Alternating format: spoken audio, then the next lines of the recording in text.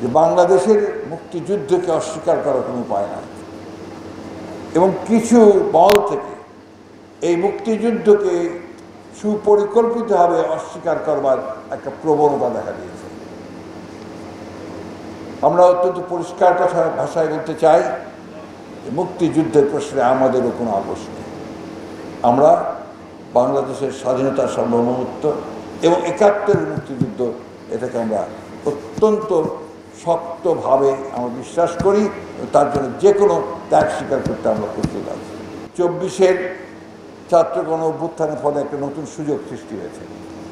সেই সুযোগটা হচ্ছে যে আমরা একটা রাষ্ট্র কাঠামো পরিবর্তন, রাষ্ট্রের পরিবর্তন, গণতন্ত্রকে আরও আধুনিকীকরণ করা, জনগণের কাছে পৌঁছে দেওয়ার একটা সুযোগ পেয়েছি এবং সেই সুযোগকে কাজে লাগানোর জন্য এই সরকার যেভাবে সংস্কার কমিশন গঠন করেছেন আমরা তাকে সমর্থন দিয়েছি।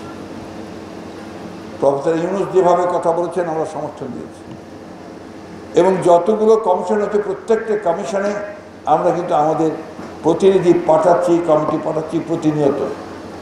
আমরা এটার উপরে অনেক কাজ করেছি। দুর্ভাগ্যক্রমে আজকে একটা মহল বলার চেষ্টা করছে যে বিএনপি নাকি সংস্কার আটকে দিচ্ছে। এটা সঠিক নয়, কারণ বিএনপি প্রথম সংস্কারের বিষয়টা উপলব্ধি করে।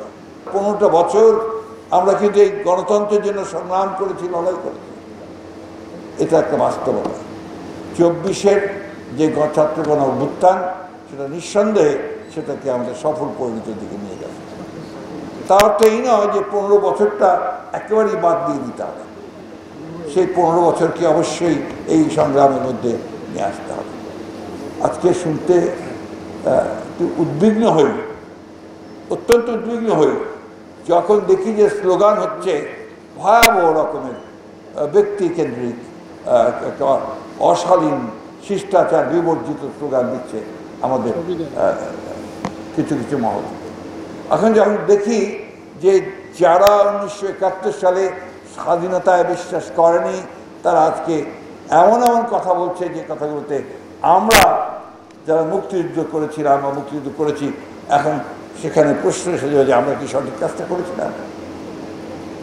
বন্ধুগণ, এই বিষয়গুলো আমাদেরকে মাথায় রাখতে হবে। চক্রান্ত চলছে যে কিভাবে বাংলাদেশের নির্বাচনটাকে ব্যাহত করা যায়, পিছিয়ে দেওয়া যায়, আরও সময়টা ক্ষেপণ করা যায়। আমরা খুব দায়িত্বহীন কণ্ঠে বলতে চাই আমরা অত্যন্ত আশাবাদী।